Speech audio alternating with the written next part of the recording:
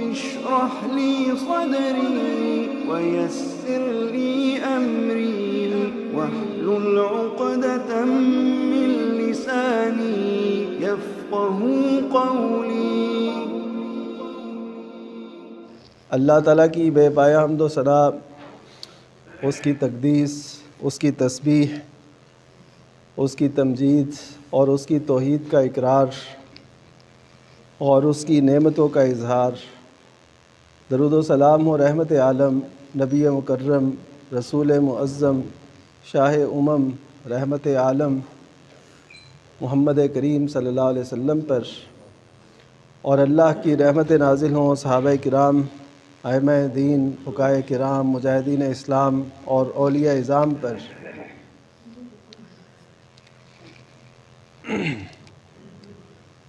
ہم جس معاشرے میں رہتے ہیں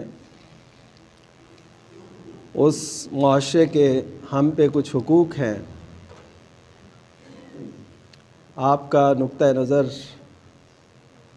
آپ کا گروہ، آپ کی چاہت، آپ کی پسند کچھ بھی ہو سکتی ہے،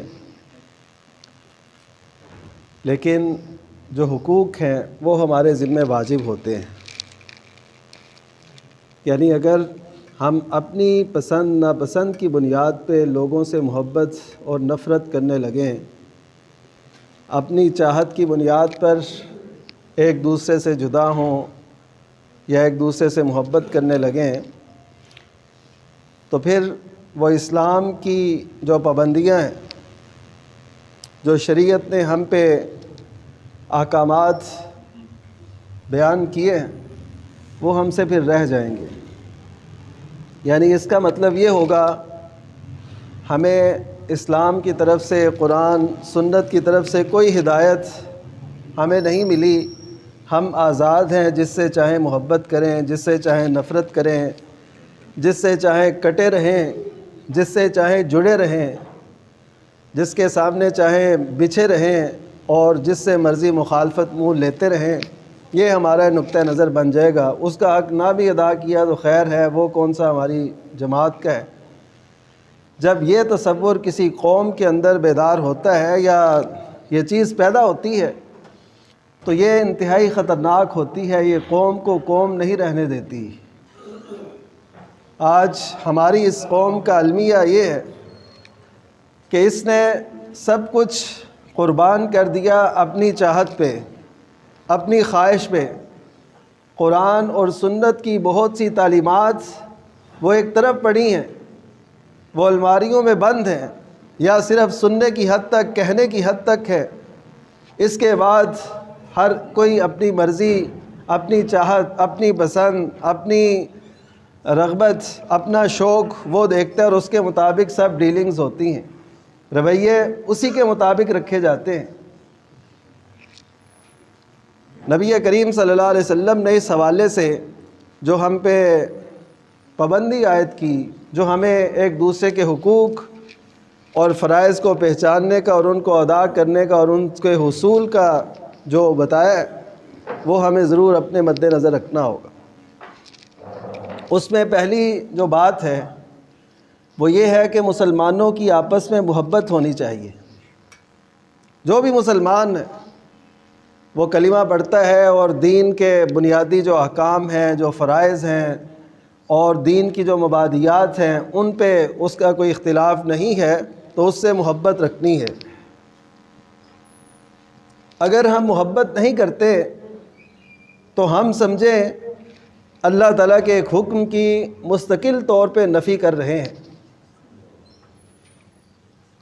اور اگر ہم نے محبت کی بجائے کسی مسلمان سے نفرت رکھ لی تو یہ تو ایک جرم بن جاتا ہے۔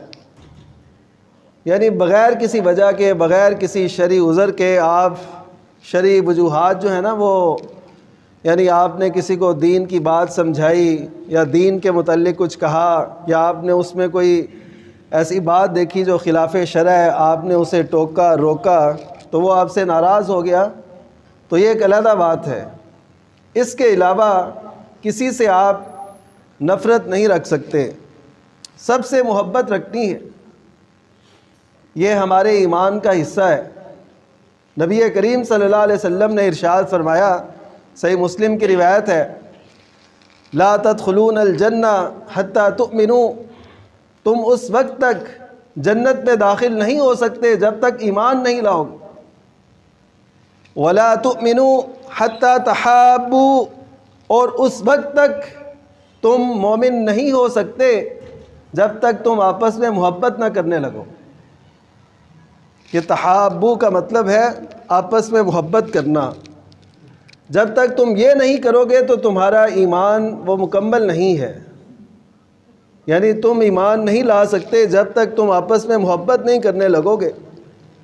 پھر آپ نے ارشاد فرمایا، کیا میں تمہاری اس طرف رہنمائی نہ کروں کہ جب تم وہ کرنے لگو گے تو اللہ تعالیٰ تمہارے دل میں محبت پیدا کر دے گا۔ وہ آپ نے فرمایا کہ سلام کو عام کرو، اس سے تمہاری محبت جو ہے وہ بہت بڑھ جائے گی، اس میں اضافہ ہوگا۔ تو امام مسلم رحمہ اللہ نے اس کو کتاب الایمان کے اندر اس کا تذکرہ کیا ہے۔ وہ بتانا یہ چاہتے ہیں کہ یہ جو ہم آپس میں محبت کرتے ہیں نا، تو یہ ایمان جو ہے یہ اس کا حصہ ہے۔ اور میں آپ کو بطور تجربہ آپ کر کے دیکھیے، آپ کا کسی سے کوئی تعلق نہیں ہے، صرف وہ ایک مسلمان ہے، آپ اسی نقطۂ نظر کے پیش نظر اس سے محبت کریں تو آپ یقین کیجیے اپنے ایمان کے اندر اضافہ محسوس کریں گے۔ اور کوئی کافر ہے، کوئی غیر مسلم ہے، اس سے آپ اسی بنیاد پہ نفرت کریں کہ یہ اللہ اور اس کے رسول کا باغی ہے اور دشمن ہے، میں اس لیے اس سے نفرت کر رہا ہوں، تو آپ اپنے ایمانی معیار کو، اس کے لیول کو بلند پائیں گے اس سے پہلے کی سطح پر، صرف اس وجہ سے کہ یہ اللہ اور اس کے رسول کا دشمن ہے اور اللہ اور اس کے رسول کا منکر ہے، اور اس سے اس لیے میں نفرت کر رہا ہوں، تو اس سے ایمان میں آپ اضافہ پائیں گے۔ تو یہ وہ بنیادی بات ہے جس کو الولاء والبراء کہتے ہیں۔ یہ عقیدہ ہمارے ایمان کا حصہ ہے کہ جو بھی اللہ اور اس کے رسول صلی اللہ علیہ وسلم پر ایمان رکھنے والا ہے اس سے محبت کرنا یہ ہم پہ لازم ہو جاتا ہے۔ یہ محبت چھوٹ نہیں سکتی، یہ رہ نہیں سکتی، اس کو آپ نے اپنی پسند پہ اس کو کبھی بھولنا نہیں ہے۔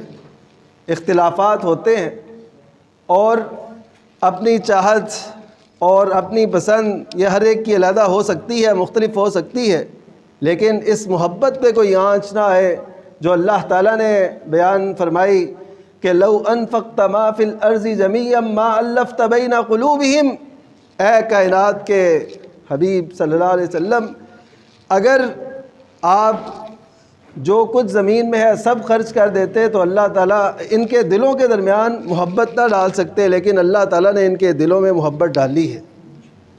اس محبت کا سوال نبی کریم صلی اللہ علیہ وسلم نے باقاعدہ سکھایا۔ وہ جو ہم دعائے قنوت نازلہ کرتے ہیں اس میں کیا ہے؟ اللہم الف بین قلوبنا، اے اللہ ہمارے دلوں کے درمیان الفت ڈال دے، محبت ڈال دے۔ یہ تعلیمات اسلام ہے کہ اللہ تعالیٰ سے جیسے ہم دنیا کی بہت سی چیزیں طلب کرتے ہیں، آخرت کی کامیابی، اچھائی، بہتری، فلاح، فوز، یہ سب کچھ طلب کرتے ہیں، تو اس سے بڑھ کر اور اسی طرح ہمیں یہ بھی مانگنا چاہیے اللہ تعالیٰ سے کہ اللہ ہمارے دلوں کے درمیان الفت ڈال دے، ہمیں محبت دے دے۔ آج دشمن یہی چاہتا ہے کہ مسلمانوں کا جو آپس میں پیار ہے، جو محبت ہے، جو تعلق ہے، اس کو کسی نہ کسی طریقے سے ختم کیا جائے، ان میں دراڑیں ڈالی جائیں، ان میں فساد، ان میں فرقہ واریت، ان میں جدائی، علیحدگی اور یہ چیزیں پیدا کی جائیں، عصبیت پیدا کی جائے، ملکی، لسانی اور صوبائی اور دین اور دنیا کے فرق کی وہ ایسے کھینچ کے مسلمانوں کو ایک دوسرے سے دور کر رہے ہیں۔ تو ہم یہ تہیہ کرنا ہے آج کہ ہم نے کسی مسلمان سے نفرت نہیں کرنی اور کسی مسلمان کو محبت سے خالی نہیں رکھنا، ہر ایک کے لیے محبت، ہر مسلمان کے لیے محبت ہو۔ اقبال نے بھی کہا نا کہ عمل پہم محبت فاتح عالم جہاد زندگانی میں یہی ہیں مردوں کی شمشیریں. تو یہ جو محبت ہے نا یہ عالم کو فتح کرتی ہے. تو آپ اگر مسلمان بھائیوں سے اللہ کی رضا کے لیے محبت کریں گے تو یہ ایسے سمجھیں ہماری زندگی کے اندر ایک عظیم انقلاب ہوگا. اس کے بعد جب ہم یہ دیکھ لیتے ہیں کہ ہمیں محبت اللہ اور اس کے رسول کے لیے مسلمانوں سے محبت کرنی ہے ان کے ہدایات کے مطابق، تو اس کے بعد پھر ہم جیسے میں نے حدیث میں عرض کیا کہ آپ نے فرمایا حدیث کی روشنی میں کہ سلام کو عام کرو. اب یہ مسلمان کا مسلمان پہ حق ہو جاتا ہے کہ وہ ایک دوسرے کو سلام کرے اور پھر اس کا جواب دینا یہ لازم ہو جاتا ہے. ہم اس سے بھی ناآشنا ہیں. یہ السلام جو ہے نا دراصل ایسے سمجھیں اس کا دوسرا معنی یہ ہے یہ پیغام محبت ہے. تو سلام کر کے بھی اگر ہم کسی کے دل میں جگہ نہیں بنا پاتے تو اس کا مطلب ہے ہمارے اس سلام کے اندر کچھ کمی ہے، وہ اس انداز کے اندر کچھ کمی ہے. آپ کسی سے مسکراتے چہرے کے ساتھ ملیں، اس کو سلام کریں اور کچھ نہ کہیں تو یہ سمجھیں آپ نے اس کے دل کے اندر ایک محبت کا بیج بو دیا. ایک مسکراہٹ ہی تو ہے جس کا آپ کو کوئی بل نہیں آتا، کوئی صلاحیت صرف نہیں ہوتی، بس مسلمان کے لیے آپ نے مسکرانا ہوتا ہے، اسے سلام پیش کرنا ہوتا ہے تو ایٹومیٹکلی اور خود ہی وہ ایک محبت اس کے دل میں جہاں گزی ہو جاتی ہے. پھر اگر وہ چھینک لے تو اس پہ الحمدللہ کہنا یہ نبی کریم صلی اللہ علیہ وسلم نے حق بتایا. ہمارے ہاں چھینک لی جاتی ہے تو اس کے ساتھ ہی کوئی ایسی آواز یا کوئی ایسی بات کہہ دی جاتی ہے. اللہ کے اسلامی تعلیمات یہ ہیں کہ الحمدللہ کہے چھینک لینے والا، اور جو سن رہا ہے وہ یرحمک اللہ کہیں اسے، اور وہ پھر جو چھینک لینے والا ہے وہ دوبارہ یہ کہے یہدیکم اللہ ویصلح بالکم، کہ اللہ تعالیٰ تمہیں ہدایت بھی دے اور تمہارے معاملات کی، تمہاری صحت کی، تمہاری جان کی حفاظت فرمائے، یعنی تمہارا اصلاح کرے. اب جس معاشرے کے اندر قدم قدم پہ ایسے دعائیں دی جا رہی ہوں، سلامتی کا پیغام دیا جا رہا ہو، محبت نچھاور کی جا رہی ہو، تو اس میں قدورتیں اور نفرتیں کیسے رہ سکتی ہیں؟ دراصل ہم نے یہ کچھ نہیں جانا، ہم نے یہ دیکھا کہ آج زمانے کی ڈگر کیا ہے اور معاشرہ کس طرف جا رہا ہے. ہر ایک نے وہی دیواریں اپنی اپنی کھینچ لیں اور ایک دوسرے سے دور ہو گئے. پھر نبی کریم صلی اللہ علیہ وسلم نے یہاں تک فرمایا کہ اگر کوئی الحمدللہ نہیں کہتا تو تم نے اس کو یرحمک اللہ نہیں کہنا. چھینک لے کر اگر کوئی الحمدللہ نہیں کہتا تو تم نے یرحمک اللہ اسے نہیں کہنا، کیونکہ اس نے ایک جو حق تھا وہ ادا نہیں کیا، اس کے ذمہ تھا کہ وہ الحمدللہ کہتا، تو تم اب اسے یرحمک اللہ نہیں کہو گے. پھر اگر وہ بیمار ہوتا ہے تو اس کی تیمارداری کرنا یہ مسلمان کا حق ہے.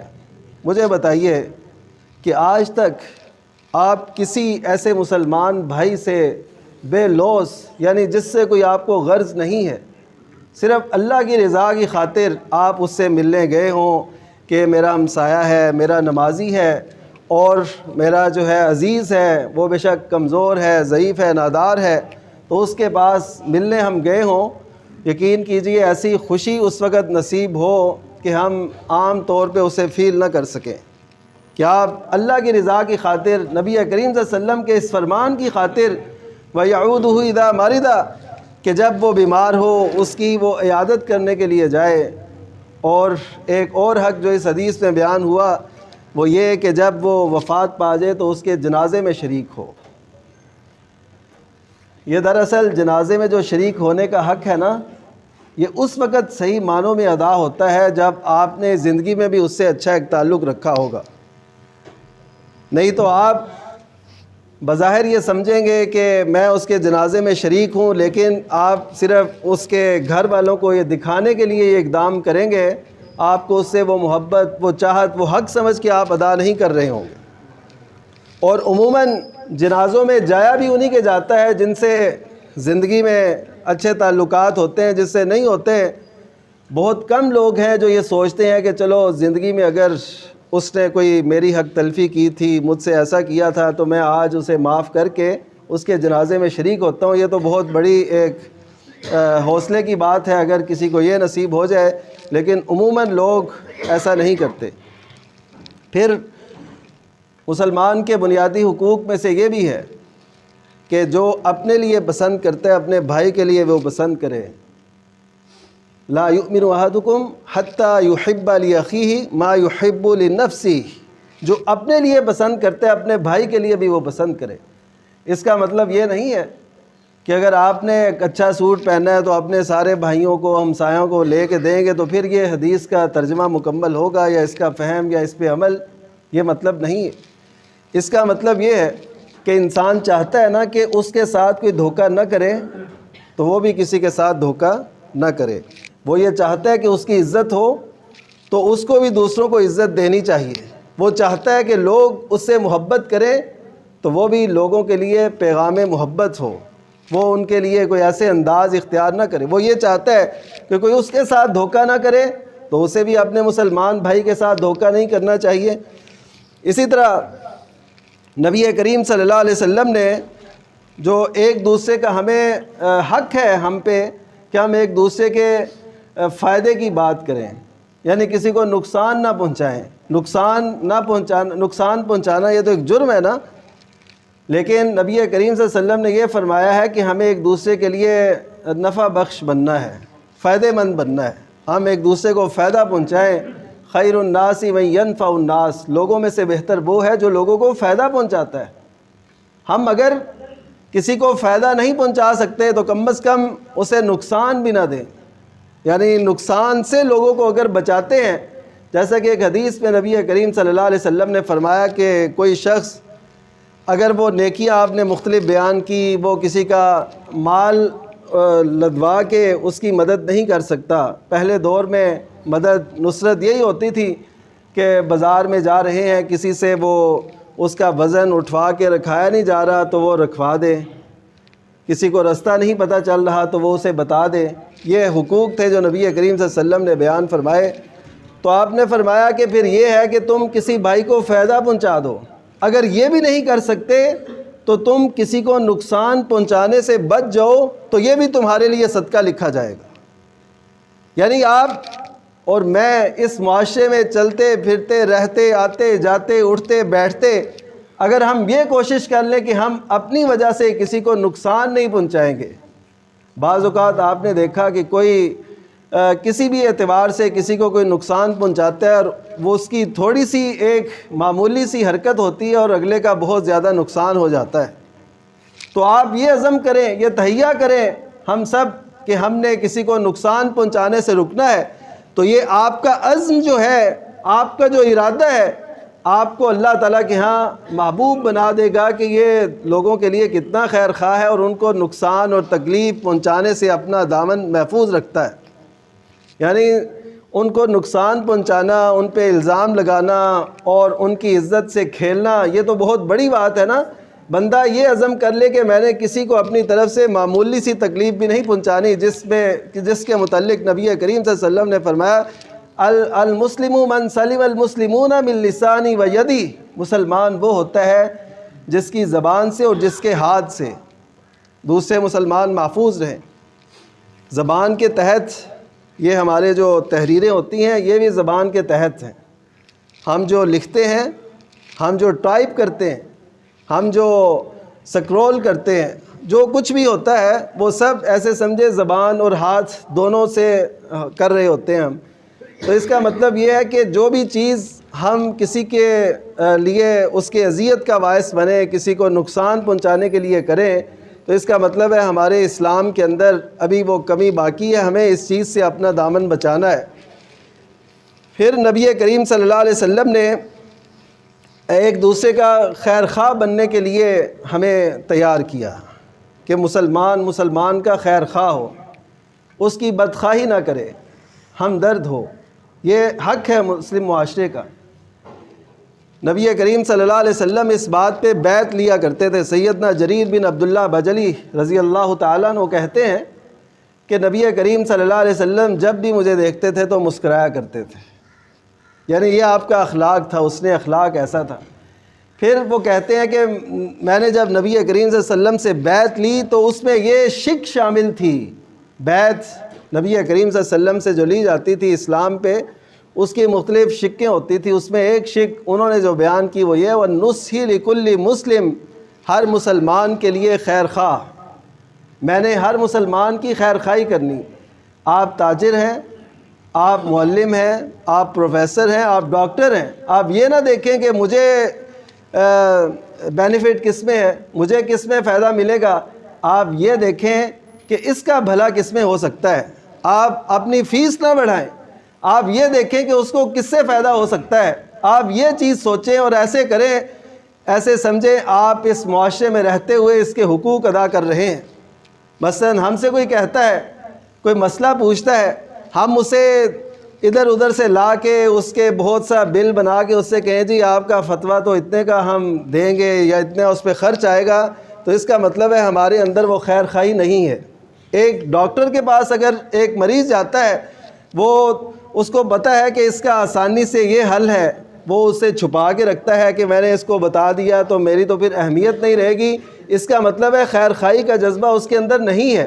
اسی طرح ایک ٹیچر ہے، ایک استاذ ہے، وہ یہ سمجھتا ہے کہ میں نے اگر اس کو فوری طور پہ بتا دیا تو میرا تو پھر باقی جو پلان ہے، باقی جو اتنے مہینے میں نے اس کو ڈپلومہ یا کورس کروانا ہے تو پھر اور کیا سیکھے گا، تو وہ چھپا کے رکھتا ہے۔ تو یہ خیر خواہی نہیں ہے۔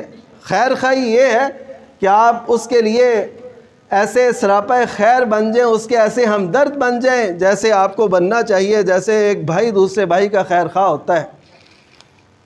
تو اگر یہ باتیں ہمارے معاشرے میں قائم ہو جائیں، چھوٹی سطح سے لے کے اوپر والی سطح تک اور معاشرے سے لے کے ملک تک، تو یقین کیجئے یہ ملاوٹیں، یہ دھوکہ دہی اور یہ ایک دوسرے پہ کیچڑ اچھالنا، یہ ساری باتیں ہم سے ختم ہو سکتی ہیں۔ اسی طرح نبی کریم صلی اللہ علیہ وسلم نے یہ فرمایا کہ آپ ایک دوسرے کی سفارش کریں، اچھی سفارش جو بغیر مقصد کے ہو۔ سفارش ایک وہ ہوتی ہے کہ کوئی بندے ویسے ہی جیسے کہتے ہیں نا تھانے کے ٹاؤٹ بنے ہوتے ہیں یا عدالتوں کے، وہ نہیں۔ سفارش جو جائز ہے، وہ تو باقاعدہ کمیشن ایجنٹ بن جاتے ہیں جو ایسے کام کرواتے ہیں اور لوگوں سے پھر پیسے لیتے ہیں۔ بلکہ ایک حدیث میں، صحیح حدیث ہے سنن ابی داؤد کی، نبی کریم صلی اللہ علیہ وسلم نے فرمایا کہ جس نے کسی کے لیے سفارش کی فَأُوتِيَ لَهُ هَدِيَّةً، اور اس سفارش پہ اسے کوئی ہدیہ دیا گیا، تحفہ دیا گیا، تو اس نے وہ قبول کر لیا، فقط اتا بابًا عظیما من ابواب الربا، تو وہ سود کے ایک بڑے دروازے میں داخل ہوا۔ ہم تو اس کو سمجھتے ہی کچھ نہیں۔ یعنی سفارش اگر کسی کی کرنی ہے تو وہ ایک ایجنٹ بن کے نہیں کرنی، بلکہ وہ کرنی ہے اس کا خیر خواہ بن کے، کہ اس کو کوئی فائدہ ہو جائے۔ مثلا کسی فیلڈ میں کسی کو کوئی کام ہے، آپ اس کو بالکل بڑی اچھی طرح جانتے ہیں، لیکن وہ اجنبی ہے، وہ نادان ہے، اسے نہیں پتہ اس فیلڈ کا، آپ اس کی اچھے طریقے سے رہنمائی کر دیں، فلاں افسر جو متعلقہ افسر ہے اس سے آپ سفارش کر دیں، تو نبی کریم صلی اللہ علیہ وسلم کے ارشاد کے مطابق اشفعوا تؤجروا، تم سفارش کرو، اس پہ بھی تمہیں اجر دیا جائے گا۔ ایک شخص ہے، اس نے صرف زبان سے چند کلمات کہنے ہیں کسی نادار کے لیے، کسی بے قرار کے لیے، تو اس کے یہ کہنے سے اس کو اللہ تعالیٰ اجر سے نواز دیں گے کہ اس نے صرف اپنی زبان ہلائی تھی اس کے لیے جو ایک ضرورت مند تھا، اور نبی کریم صلی اللہ علیہ وسلم یہ فرماتے تھے۔ پھر اسی طرح یہ بھی ہے کہ مسلمانوں سے حسن ظن رکھنا یہ مسلمان کا حق ہے۔ میں ہمیشہ دوسروں کے بارے میں غلط ایک تصور رکھتے ہیں، اور اس بدگمانی کی وجہ سے ہم باقاعدہ طور پہ ایسے سمجھے گناہ بے لذت جس کا ہمیں کوئی سرور نہیں ہے، وہ لے رہے ہوتے ہیں کسی مسلمان بھائی سے بدگمانی کر کے، اس کے بارے میں برا خیال رکھ کے، کہ اس کے دین کے حوالے سے، اس کے معاملات کے حوالے سے ہم اس کے بارے میں بدگمانی رکھیں، تو یہ گناہ ہے جو ہمیں ملتا رہتا ہے۔ قرآن مجید کے اندر اللہ تعالیٰ نے یہ فرمایا ہے فَاجْتَنِبُوا كَثِيرًا مِّنَ الظَّنِّ، کہ جو بہت زیادہ بدگمانی ہے اس سے اپنے آپ کو بچا لو۔ کیونکہ یہ جو ہے نبی کریم صلی اللہ علیہ وسلم کے ارشاد کے مطابق فَإِنَّ الظَّنَّ أَكْذَبُ الْحَدِيثِ کہ جو بدگمانی ہے یہ سب سے جھوٹی بات ہے۔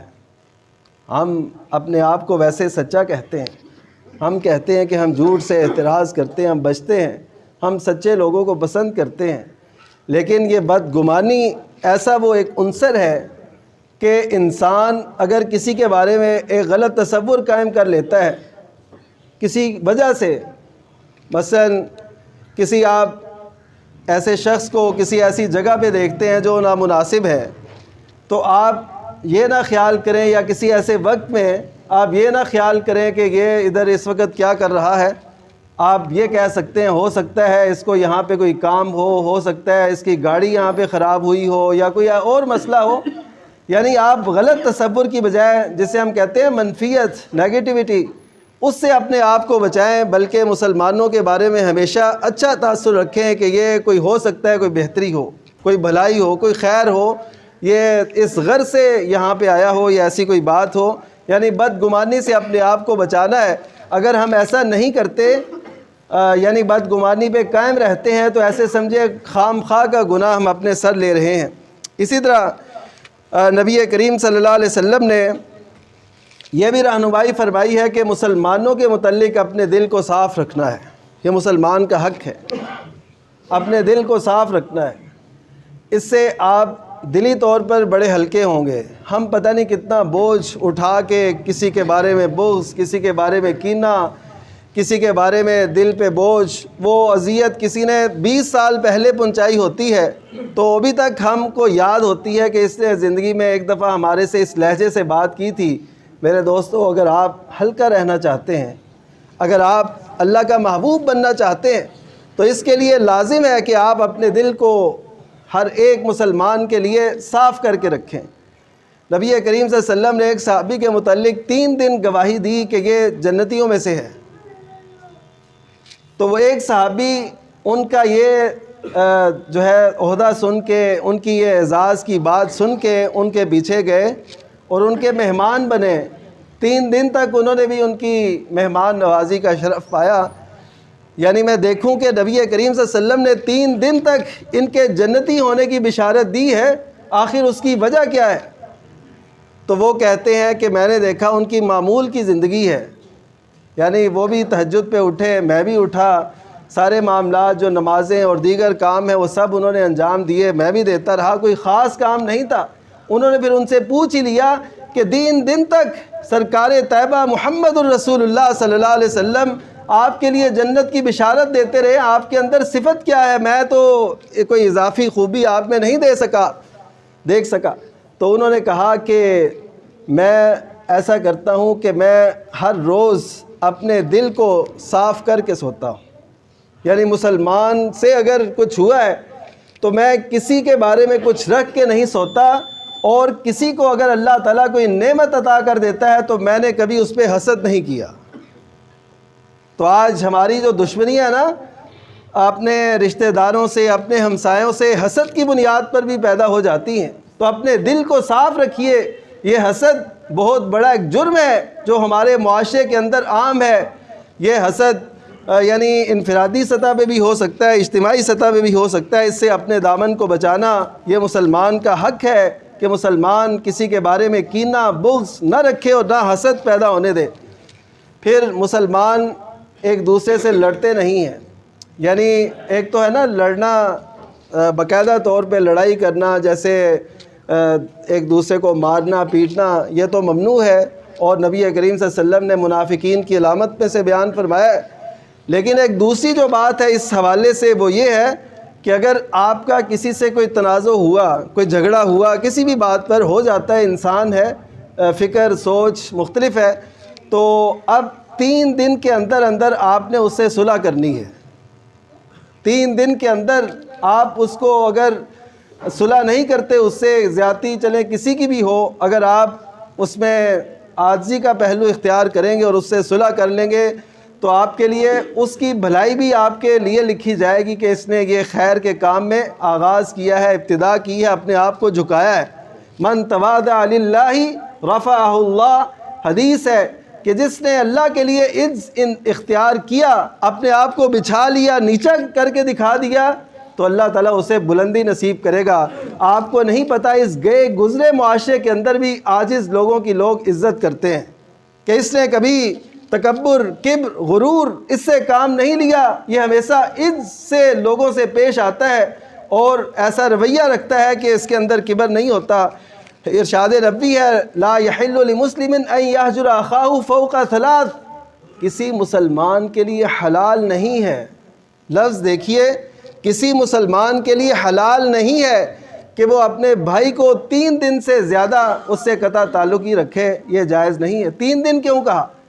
کیونکہ انسان کے اندر ایک غصہ اور یہ جذبات اللہ نے رکھے ہیں اور اس کے بھی بہت سے فوائد ہیں۔ اگر یہ غصہ نہ ہوتا، غیرت حمیت نہ ہوتی، تو ہم سے کچھ بھی کوئی کر جاتا، ہمارے گھر سے، ہمارے معاملات سے کوئی بھی پیسے، کوئی بھی عزت، کچھ بھی ہو سکتا تھا، اس لیے اللہ نے یہ رکھا ہے۔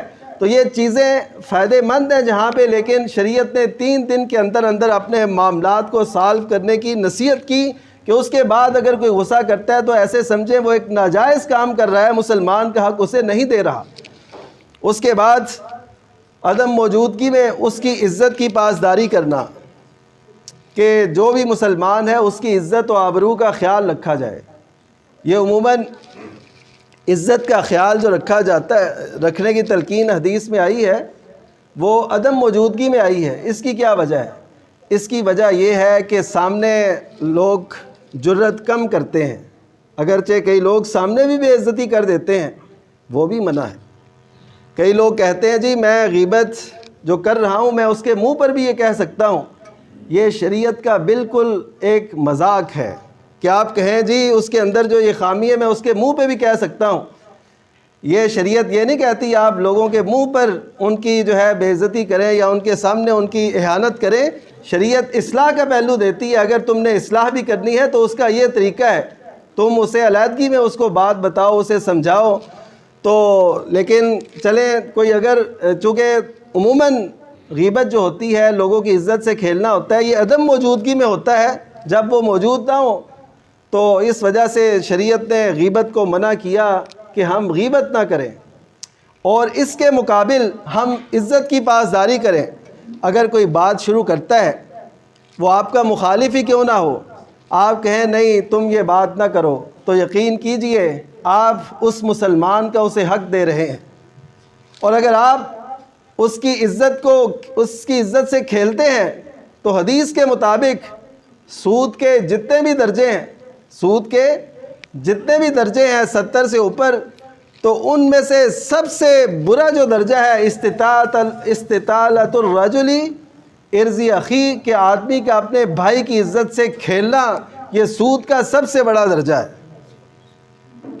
اور ہم ہیں کہ ہمیں پتہ ہے، پہلے یہ باتیں اصل میں ہوتی تھی پرنٹ میڈیا پہ، یعنی کسی نے کچھ کہنا اور اس کے بعد لوگوں نے سننا۔ اب تو ہر ایک کے پاس سوشل میڈیا ہے، وہ جس کے متعلق چاہے جو مرضی لکھ دے، جس کی عزت سے کھیلنا چاہے وہ کھیل لے، جو مرضی کرتا رہے۔ یہ نہ جانیے گا کہ یہ اس ریکارڈ میں اگر آ رہا ہے تو اللہ تعالیٰ کے ریکارڈ میں نہیں ہوگا، ایسا نہیں ہے۔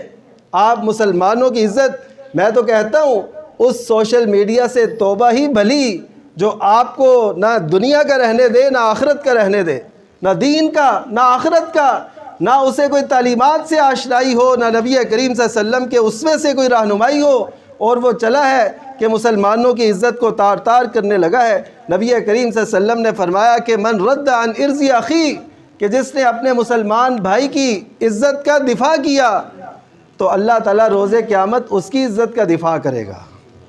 کتنی بڑی بات ہے۔ ہمیں اس وقت تک چین نہیں آتا جب تک ہم کسی کی عزت خاک میں نہیں ملا دیتے۔ کسی کا بنا ہوا محل جو اس کی عزت کا ہے، جب تک اس کو مسمار نہیں کر لیتے ہمیں سکون نہیں آتا۔ تو یہ ہم مسلمان کو مسلمان کا حق نہیں دے رہے۔